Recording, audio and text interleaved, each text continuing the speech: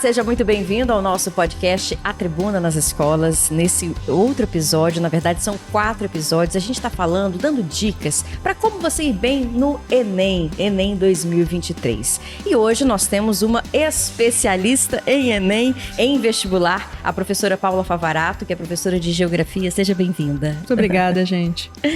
Gente, mais de 20 anos de experiência, hein, professora? É isso aí. Muitas dicas, né? Com certeza. A gente já pode começar falando que, na verdade, para quem tá de última hora, vai fazer uma boa prova ou é difícil, porque agora não dá mais tempo de estudar? Agora é momento de revisão, né? Como a gente chama de azeitar a máquina. É o momento em que você tem que prezar muito mais por um estudo qualitativo do que quantitativo. Fez um bom trabalho durante o ano? Reveja os principais pontos. Não fique afobado querendo abraçar o conteúdo todo em 2 semanas, porque você perde a oportunidade de reforçar pontos positivos. Tá certo. Não tem mágica, né? Tem que estudar, tem que fazer o dever de casa, tem que se empenhar para que tudo dê certo na hora da prova, né? Mas é possível fazer uma boa revisão com alguns temas super importantes. E é isso que nós vamos falar hoje, né, professora? É isso aí. Eu já vou entrar com uma pergunta muito importante, muito atual, porque a gente vai falar de geopolítica. Essa guerra que já está acontecendo agora, no mês de outubro, na verdade, uma guerra muito mais explícita, mortal, fatal agora, do grupo terrorista Hamas e Israel, que está acontecendo. Isso com certeza vai ser tema de alguma questão da prova? Então, especificamente, esse ataque do Hamas, impossível. Respirem aliviados, isso não cai no processo seletivo desse ano, porque a prova já está pronta. Porém, a questão árabe-israelense existe desde 1947, quando Israel foi criada. E esse é um assunto de geografia que professores que elaboram questão gostam muito. É uma região do planeta simplesmente de processo de paz quase improvável. E há 70 anos atrás a gente teve uma grande guerra árabe-israelense. Em 1973 houve a guerra do Yom Kippur. Então não é nada de novo nesse cenário já geopoliticamente conhecido. Esse episódio específico não cai em provas desse ano, mas o histórico do conflito sempre é possível. É um dos conflitos de maior incidência de cobrança em prova, diga-se de passagem. E é muito triste, né? O que a gente vem assistindo, vem acompanhando. Inclusive, é uma dica para você que vai fazer a prova, que é um candidato. No portal de notícias Tribuna Online, o tempo todo vai sendo alimentado, né? As notícias chegam a todo momento. Tem uma equipe enorme apurando, colocando as informações. São assuntos... A história está acontecendo agora. Inclusive, se você está focado no Enem, também tem a dica aqui, 2 cadernos com simulados que saem toda terça e quinta-feira no jornal A Tribuna para você. Voltando ao nosso podcast, professora, a gente tem algumas perguntas de alunos que estão empenhados, que estão estudando, e eu gostaria de apresentar essas perguntas para responder, tudo bem? Vamos lá. Por favor, a primeira pergunta. Eu sou a Ana Beatriz, eu tenho 19 anos, e a minha pergunta é se nessa reta final nós devemos ter um olhar mais atento a fenômenos que completam um aniversário fechado esse ano, como, por exemplo, a criação da Petrobras, que completa 70 anos este ano. Com certeza a gente chama isso de efemérides, que são as datas de lembrança à história redonda. Então nós vamos fazer prova no ano de 2023, vamos pensar historicamente o que aconteceu com o final 3. Ela falou da criação da Petrobras, 70 anos de criação da Petrobras. Campanha O Petróleo é Nosso, governo Getúlio Vargas, uma empresa estatal e hoje uma das empresas que tem o maior espaço de exploração e extração de petróleo em termos de globo terrestre. Então, o contexto de criação, em qual governo isso aconteceu? Governo Getúlio Vargas. Essa atmosfera nacionalista do slogan de criação da Petrobras, o petróleo é nosso. E os locais de extração de petróleo, os principais locais de extração de petróleo da Petrobras, a Bacia de Campos, no litoral do Rio de Janeiro. Se eu trouxer uma questão mapeada, é importante saber aonde essa extração de petróleo acontece com maior intensidade. A própria questão da extração de petróleo em águas profundas, a região pré-sal, essa reserva enorme que a gente tem entre Santa Catarina e o litoral do Espírito Santo. Então, a prova do Enem é uma prova que pede para você ter noção de gestão de espaço. Aonde eu exploro? Como eu exploro? Quais são as dificuldades e qual é a importância desse petróleo em termos de fonte de energia, em uma época que a gente ainda fala muito em uma necessidade de descarbonizar fontes alternativas e o quanto a gente ainda é dependente de petróleo enquanto combustível fóssil. É uma excelente sacada. Eu sou a Carolina, tenho 18 anos e a minha pergunta é: como as mudanças na estrutura demográfica brasileira estão afetando a sociedade? Boa pergunta, né? Boa pergunta. E Carol tocou num ponto muito sensível. A prova do Enem cobra invariavelmente geografia de população. Afinal de contas, somos nós que ocupamos o espaço, transformamos, produzimos, nós criamos processos e sofremos esses processos. Então, população sempre vem. Reta final, está estudando geografia de população? A população brasileira tem 2 comportamentos padrão muito importantes. A gente apresenta já há muito tempo, confirmado pelo censo do IBGE, redução na taxa de natalidade e aumento de expectativa de vida. A prova sempre costuma perguntar, por que vivemos mais? Porque temos mais acesso à saúde e temos mais acesso ao saneamento básico. Chama sua atenção para a importância da vacinação para a elevação da expectativa de vida. Quando você vive mais tempo, isso é ótimo, isso é maravilhoso, isso é incrível, mas isso sobrecarrega o sistema previdenciário. Então, o Enem sempre fala, por que reformas da Previdência? Porque vivemos mais. E quanto mais idosos temos, mais se onera a máquina pública para o pagamento dessa aposentadoria. Chama atenção também para a necessidade de, em uma população em processo de envelhecimento, propostas aplicadas a essa população com mais de 60 anos, né? A necessidade do prolongamento do tempo no mercado de trabalho, da adequação às novas tecnologias, isso seria uma temática muito importante, né? A gente não pode pensar o problema do idoso e do envelhecimento como um problema do avô dos outros, ele é, na melhor das hipóteses, um problema nosso. E queda na taxa de natalidade. Nós temos menos filhos do que a geração dos nossos pais e a geração dos nossos avós. Mulher no mercado de trabalho. A partir do momento que a mulher começa a trabalhar, ela encurta o seu período fértil, nós temos cada vez menos filhos. Então essas 2 tendências populacionais são extremamente importantes. Precisa ter isso em mente para saber que hoje nós somos um país que passa por transformações demográficas. Meu nome é Luísa Liz, eu tenho 18 anos e eu gostaria de saber se agora nessa reta final seria importante a gente dar uma revisada sobre crise de refugiados, levando em consideração a alta nas travessias e a pressão da ONU sobre os países europeus. Outro tema social, né, professora? Outro tema social, tema político e tema econômico.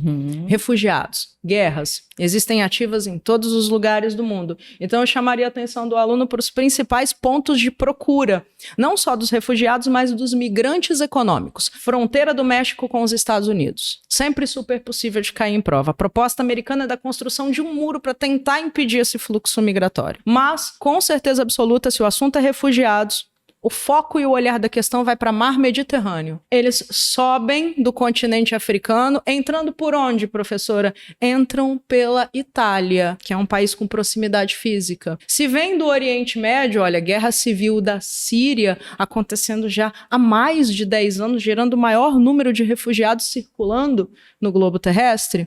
Se vem do Oriente Médio, vai entrar pela Grécia. E o problema é que entra por esses 2 países e se espalha pela Europa, dando origem a processos de xenofobia, que é uma consequência desse excesso de pessoas que entram nesses países e que sobrecarregam o sistema financeiro desses países. Então, sempre aquela dual situação entre eu recebo ou não recebo refugiado. Ao receber, quais são os problemas que isso vai gerar? A população que está entrando e a população que está recebendo. E, gente, mais de 1 ano de guerra, Rússia e Ucrânia. Então, a quantidade de ucranianos fugindo desse conflito já é substancial. O refugiado ucraniano passa prioritariamente pelo território da Polônia. Então, mais uma vez, a prova do Enem é uma prova que manda situar o aluno no território. Para onde ele vai, de onde ele vem, quais são os principais fluxos. Esse ano, novidade, prova colorida. Então, a gente espera aí mapas com uma riqueza de detalhe mais interessante que vão permitir uma análise mais interessante do aluno também. E olha a cara da professora feliz da vida, Prova que vai ter um mapa colorido. Finalmente. Finalmente, é verdade, né? E olha só, dentre as 45 questões, entre 9 e 11 são de geografia, não é isso? Por aí, tirando as questões que têm conteúdos em comum, áreas afim com história, e a parte do conteúdo que invariavelmente se conecta com sociologia. O que a gente fala sempre para o nosso aluno? Quanto mais você puder pensar fora da caixinha, conectando eventos históricos, geográficos e comportamentais, mais eficiente é o seu estudo e mais bem-sucedido é você. E eu vou fazer um parênteses aqui, que eu sou da área de humanas, jornalista. A gente sabe que, por exemplo, geografia, história, parece um pouco mais fácil, porque é um conhecimento geral, que a pessoa vai conversando, vai observando, né, nos jornais, o que vem acontecendo, e na hora da prova, esse entendimento é um pouco mais fácil do que você ter que aprender especificamente um cálculo. Se o professor não passar, você impossivelmente consegue aprender, não é isso, professora? São matérias mais cotidianas, tanto que dentro da geografia especificamente, a maior resistência dos alunos, talvez eles vão se reconhecer nisso, os ouvintes, é a geografia física, que é aquela parte mais estruturada, que é mais conceitual e que a gente só tem contato em termos de mídia. Olha a importância da informação para retificar e para solidificar um conceito aprendido. Você só tem contato com geografia física quando acontece uma tragédia de escorregamento de encosta, uma enchente ou um terremoto.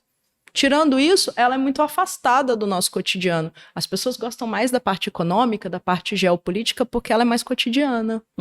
E entra também a questão do mapa da violência, que tem a ver com desigualdade, com educação, com polícia, e tem a ver também com geografia, Com certeza. História, né? A gente, inclusive, vai falar sobre esse tema. Vamos ver se vai ser a próxima pergunta, por favor. Oi, eu sou Vinícius Marques Falsoni, tenho 19 anos e minha pergunta é sobre o fenômeno El Niño. Quais são suas causas, suas consequências e de que forma ele impacta pra gente aqui no Brasil?